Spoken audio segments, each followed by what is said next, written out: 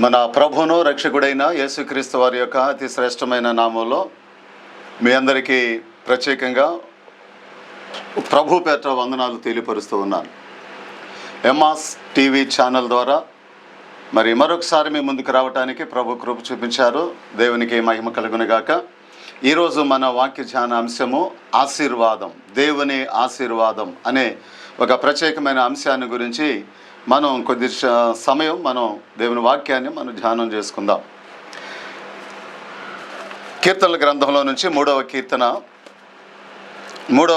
8వ వచనంలో, నీ ప్రజల మీదకి నీ ఆశీర్వాదం వచ్చునుగాక, నీ ప్రజల మీదకి నీ ఆశీర్వాదం వచ్చునుగాక.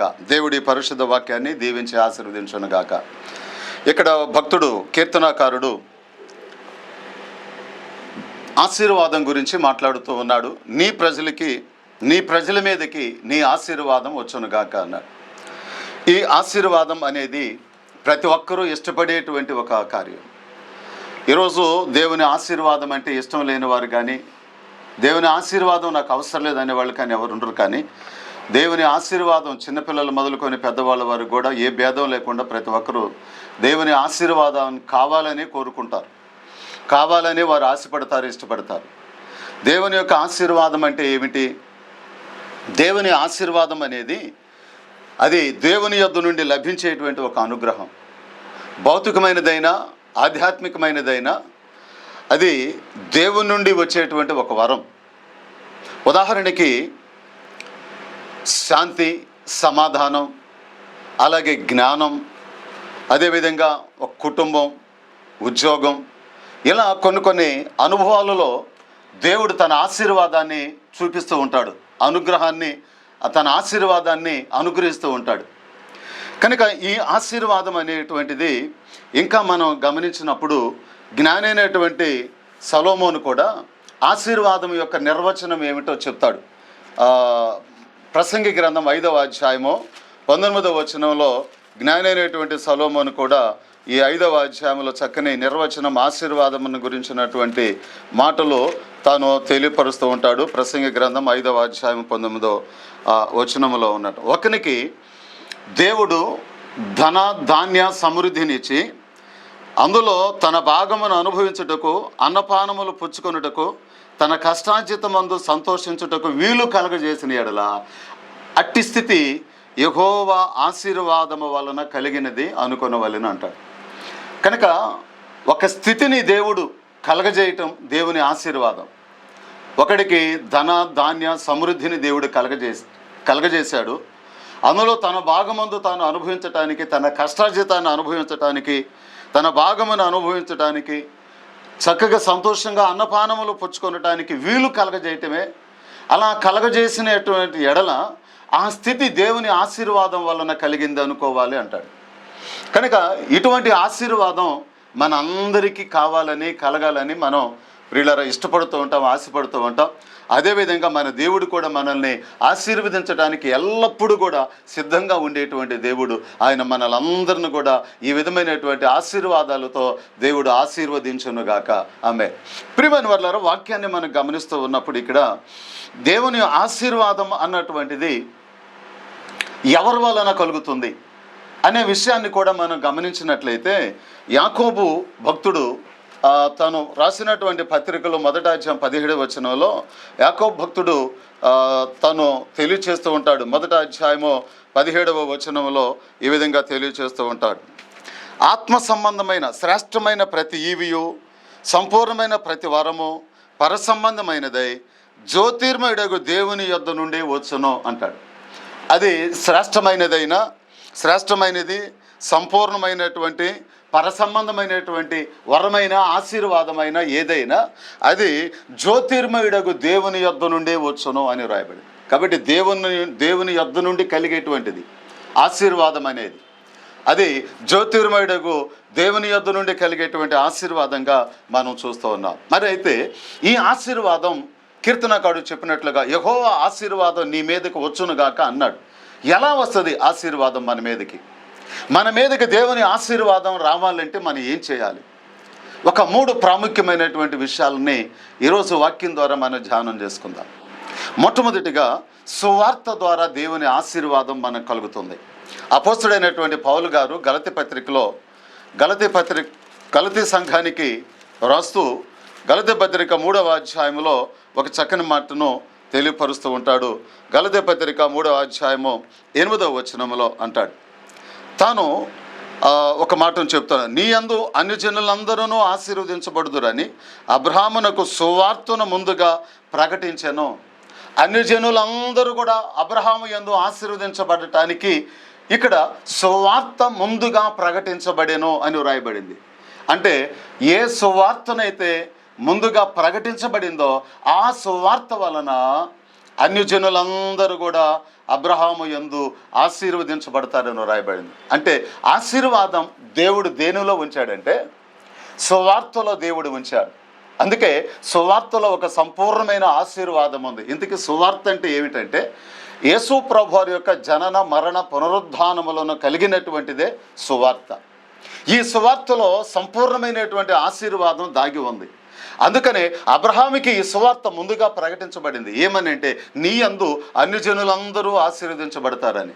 కనుక సువార్తలో ఒక సంపూర్ణమైనటువంటి ఆశీర్వాదం కూడా ఉన్నట్లుగా మనం చదువుతాం.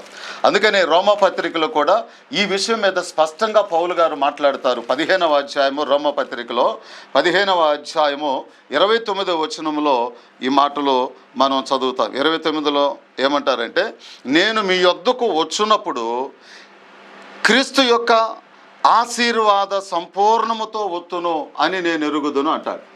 మీ యొద్దకు వచ్చినప్పుడు అంటే రోమా సంఘంతో మాట్లాడుతూ, నేను స్పెయిన్కు వచ్చినప్పుడు మీ యొద్దకు నేను రావాల్సి ఉన్నది, స్పెయిన్కు ప్రయాణం నేను చేయవలసి ఉంది, కనుక నేను మీ యొద్దకు వచ్చినప్పుడు క్రీస్తు యొక్క ఆశీర్వాద సంపూర్ణముతో నేను వస్తాను అని చెప్పాడు.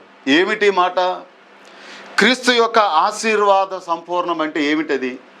అక్కడ 5 అని ఉంది అంకె, చిన్న అక్షరాలతో 5 అనే అంకె ఉంది. కింద ఫుట్ నోట్లో దాని అర్థం రాయబడింది, సువార్త ఆశీర్వాదముతో అన్నాడు. ఏ ఆశీర్వాదముతో వస్తానని చెప్తున్నాడంటే సువార్త ఆశీర్వాదము అన్నాడు. అంటే ఆశీర్వాదం సువార్తలో ఉంది. సువార్తే మనకి ఆశీర్వాదం అండి. మన మీదకి దేవుని ఆశీర్వాదం వచ్చునుగా కానీ కీర్తనకారుడు అన్నాడు, మన మీదకి దేవుని ఆశీర్వాదం ఎలా వస్తుందంటే ఇదిగో సువార్తలో దేవుడు దాన్ని ఇమిడ్చి ఉంచాడు, దేవుడు భద్రపరిచి ఉంచాడు. ఈ రోజున సువార్త ఆశీర్వాదం మనకి కలగాలి. మనం దేవుని ఆశీర్వాదం మన మీదకి రావాలంటే సువార్తను మనం నమ్మాలి, సువార్తను మనం స్వీకరించాలి. సువార్తలో ఉన్నటువంటి క్రీస్తు జనన మరణ పునరుద్ధానాలను మనం అంగీకరించాలి. అప్పుడే దేవుని ఆశీర్వాదం మన మీదకి వస్తుంది. రోమా సంఘానికి కూడా దేవుడు ఆ ఆశీర్వాదాలే తీసుకువెళ్ళాలనుకున్నాడు. ఏ ఆశీర్వాదాలు అంటే సువార్త ఆశీర్వాదాలను తీసుకువెళ్ళాలనుకుంటున్నాడు. ఈ ఆశీర్వాదాలతో దేవుడు మనల్ని ఆశీర్వదించునుగాక. ఆమేన్. తర్వాత రెండవదిగా సువార్త అన్నటువంటి దాన్ని మొట్టమొదటిగా మనం చూసాం. ఆశీర్వాదం మన మీదకి రావాలంటే యెహోవా నీ ఆశీర్వాదం నీ ప్రజల మీదకి వచ్చునుగాక అన్నాడు. మరి ఆశీర్వాదం మన మీదకి రావాలి అని అంటే రెండవదిగా ఆదికాండం 12వ అధ్యాయము 2వ వచనాన్ని మనం చూడొచ్చండి. 12వ అధ్యాయం 2వ వచనంలో అబ్రహాము యొక్క ఆశీర్వాదం గురించి రాయబడింది. 2వ వచనంలో, నిన్ను గొప్ప జనముగా చేసి నిన్ను ఆశీర్వదించి నీ నామమును గొప్ప చేయుదును, నీవు ఆశీర్వాదముగా ఉందుము, నిన్ను ఆశీర్వదించు వారిని ఆశీర్వదించదను, నిన్ను దూషించు వారిని శపించదను, భూమి యొక్క సమస్త వంశములు నీ యందు ఆశీర్వదించబడునని అబ్రహాముతో చెప్పాను అని వ్రాయబడింది. నీవు ఆశీర్వాదముగా ఉందువు, నిన్ను ఆశీర్వదించేదను, నిన్ను గొప్ప చేయదను. ఇక్కడ అబ్రహాము యొక్క ఆశీర్వాదం గురించి రాయబడింది. అబ్రహాము మీదకి దేవుని ఆశీర్వాదం వచ్చింది. ఎలా వచ్చింది అంటే అబ్రహాము యొక్క విధేయతను బట్టే. మన మీదకి దేవుని ఆశీర్వాదం రావాలి అని అంటే ఒకటి సువార్తను నమ్మాలి, రెండవదిగా విధేయతను మనం చూపించాలి. దేవునికి మన విధేయులుగా మనం ఉండాలి. ఒకటి సువార్త ద్వారా అయితే, రెండు విధేయత ద్వారా దేవుని ఆశీర్వాదం ఉంటుందండి. అబ్రహాము తాను ఆశీర్వాదముగా ఉండటమే కాకుండా తన యందు అనేక మంది ఆశీర్వదించబడేటట్లుగా ఆశీర్వాదముగా ఉన్నాడు, ఆశీర్వాద కారణముగా మారిపోయాడు. కారణం ఏంటంటే తాను దేవునికి చూపించిన విధేయత. ఈ రోజున మనం కూడా దేవునికి విధేయత మనం చూపగలిగితే, అబ్రహాములాగా దేవునికి మనం లోబడగలిగితే, అబ్రహాము లోబడినట్లుగా మనం దేవునికి లోబడినట్లయితే, వాక్యానికి లోబడినట్లయితే, దేవుని యొక్క ఆజ్ఞకు మనం లోబడినట్లయితే, ఈ రోజున అబ్రహాము వలె మనం కూడా దీవించబడతాం. దేవుని ఆశీర్వాదం మన మీదకి వస్తుంది. అటువంటి విధేయతలో దేవుడు మన అందరికీ దయచేయునుగాక. ఈరోజు దేవుని వాక్యాన్ని మనం చూస్తూ ఉన్నప్పుడు ఈ వచనాలలో ఒకటి సువార్త ద్వారా దేవుని ఆశీర్వాదం అయితే, రెండు విధేయత ద్వారా దేవుని ఆశీర్వాదం మనకు దొరుకుతూ ఉంది.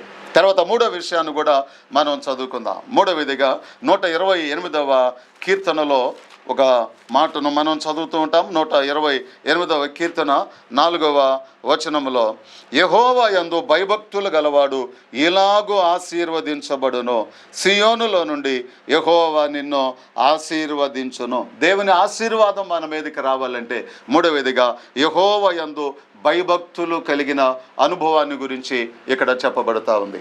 దేవుని యందు భయభక్తులు కలిగినటువంటి అనుభవం ఏదైతే ఉందో అది మనల్ని ఆశీర్వాదంలోనికి నడిపిస్తుందని పరిశుద్ధ గ్రంథం స్పష్టంగా మనకి తెలియపరుస్తూ ఉంది. దేవునికి మహిమ కలుగునుగాక. అదేవిధంగా 115వ కీర్తన 13వ వచనంలో కూడా పిల్లలనేమి పెద్దలనేమి తన యందు భయభక్తులు గల వారిని యెహోవా ఆశీర్వదించును అని వ్రాయబడింది. తన యందు భయభక్తులు గల వారిని, వారు పిల్లలైనా పెద్దలైనా తన యందు భయభక్తులు కలిగినటువంటి వారందరూ కూడా, ఈ రోజున పిల్లలు పెద్దలు స్త్రీలు పురుషులు అనేటువంటి కొద్దివారు గొప్పవారు అనేటువంటి భేదం లేకుండా ఎవరైతే దేవుని యందు భయభక్తులు కలిగి ఉంటారో తన యందు భయభక్తులు గలవారిని యెహోవా ఆశీర్వదించును అని వ్రాయబడి. ఇక్కడ 3 అనుభవాలను మనం చూసాం. దేవుని ఆశీర్వాదాలు మన మీదకి రావాలంటే, ఒకటి పౌలు గారు చెప్పినట్లుగా సువార్త ద్వారా దేవుని ఆశీర్వాదం మన మీదకి వస్తుంది. రెండవదిగా విధేయత చూపుట ద్వారా దేవుని ఆశీర్వాదం మన మీదకి వస్తుంది. మూడవదిగా దేవుని యందు భయభక్తులు నిలుపుట ద్వారా దేవుని ఆశీర్వాదం మన మీదకి వస్తుంది. ఇప్పుడు కీర్తనకారుడు అంటాడు, యెహోవా ఆశీర్వాదం నీ మీదకి వచ్చునుగాక అంటాడు. మనం చదువుకున్నటువంటి 3వ కీర్తన 8వ వచనంలో మూలవాక్యాన్ని మనం అదే చదువుకున్నాం. నీ ప్రజల మీదకి నీ ఆశీర్వాదము వచ్చునుగాక. ఎలా వస్తుంది నీ ఆశీర్వాదం నీ ప్రజల మీదకంటే, ఒకటి సువార్తకి మనం విధేయత చూపించినప్పుడు, 2 దేవునికి మనం విధేయత చూపించినప్పుడు, మూడవదిగా దేవుని యందు భయభక్తులు మనం నిలిపినప్పుడు. ఇట్టి ఆశీర్వాదం దేవుడు మనకి అందరికి కూడా దయచేయునుగాక. దేవుడు తన మాటలు దీవించి ఆశీర్వదించునుగాక. May God bless you. ప్రభు మిమ్మల్ని దీవించునుగాక. ఆమేన్.